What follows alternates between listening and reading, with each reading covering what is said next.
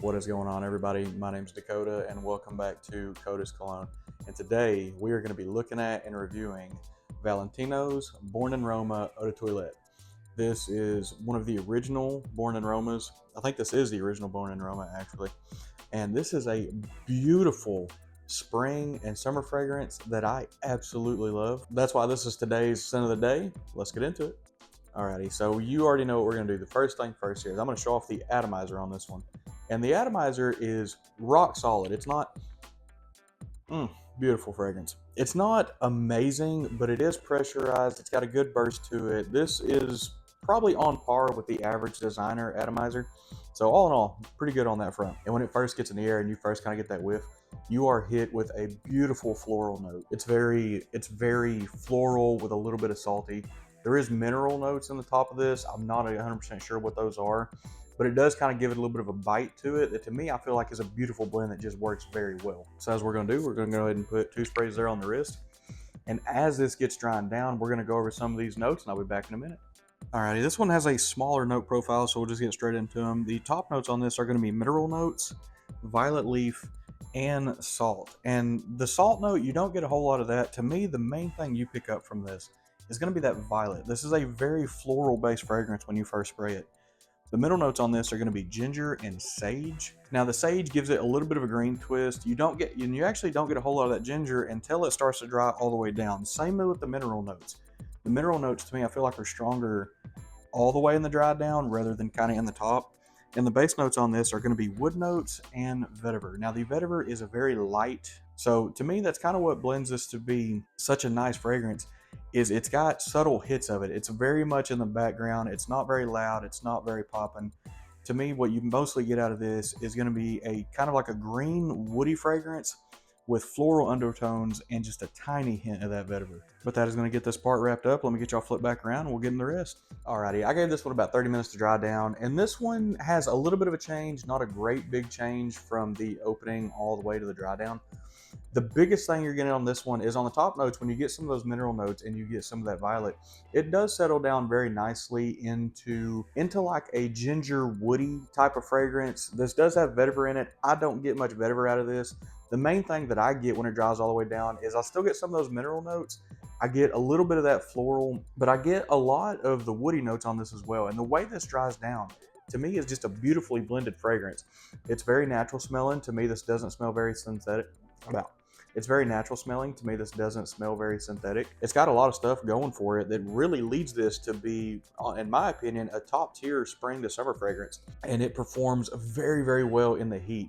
This is one of the few, go ahead and get on the spot a little bit. This is one of the few summer fragrances that I will reach for almost all year round. I absolutely love this fragrance. As a scent profile, I love the scent profile of this fragrance. All right, so now what we're going to do is we're going to get into the price, availability, and performance of this.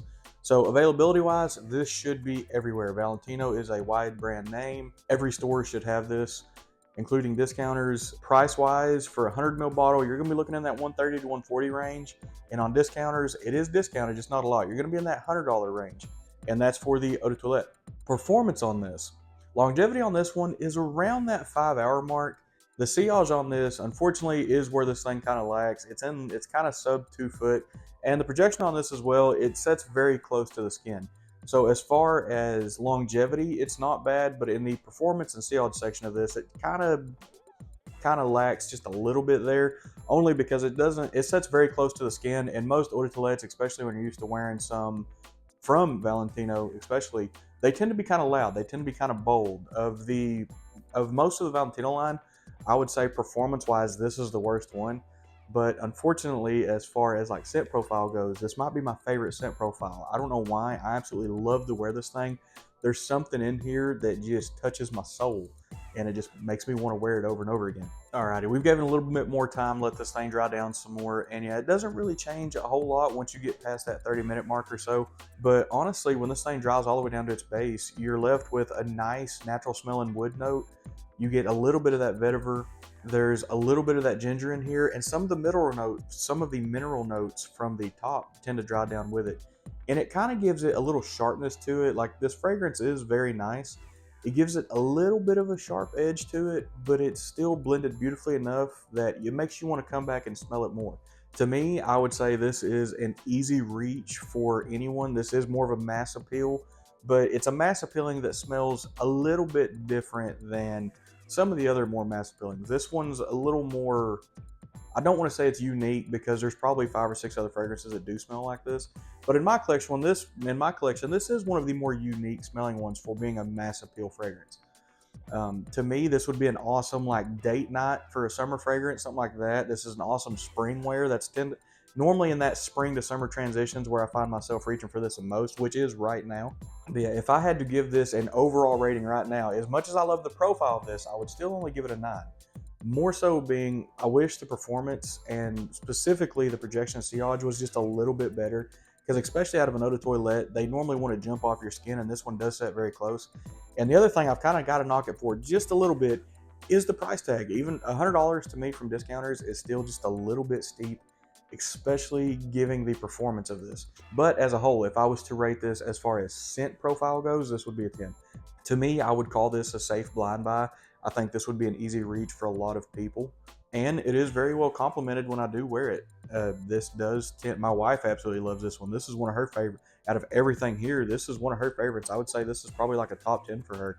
But I think one of the things that I do tend to like about this the most is for a for a spring and summer freshie, a lot of the freshies now tend to go toward like this bubblegum kind of sweetness that's kind of light. This doesn't have that. This one's more floral base. It's got a little bit of green to it. It's got some of that vetiver in the dry down, but the vetiver is still light enough that makes this a beautiful fragrance for in the hot days. And there's not really anything sweet going on in this fragrance, or at least nothing that my nose picks up. And that's part of the reason I love it. Is to me, I feel like that's what kind of separates this one from some of the other freshies, is this has a nice change of pace. This doesn't hit you with a lot of that sweetness. You just, as I said earlier, you get a lot of that floral kind of green with a little bit of like woody vetiver at the base. And it's light enough that the way they blended this just tends to work very well, and pretty much on anyone's skin by what I've been able to tell. But I do think that is going to get us wrapped up on this one today. Go ahead and get it on this bottle one more time. Another reason I like this bottle is it doesn't really fight my ring light, unlike some of the other ones, and it's just got a good clean look to it. Like it's easy to hold. You don't have to worry about dropping it. It's got a little heft to it. But that is going to get us wrapped up. Thank you everyone for watching. Thank you everyone for subscribing, for sticking around, for staying tuned, watching these videos, and all the comments and feedbacks I've been getting. I truly appreciate that. As always, thank you for watching, and we'll see you next time.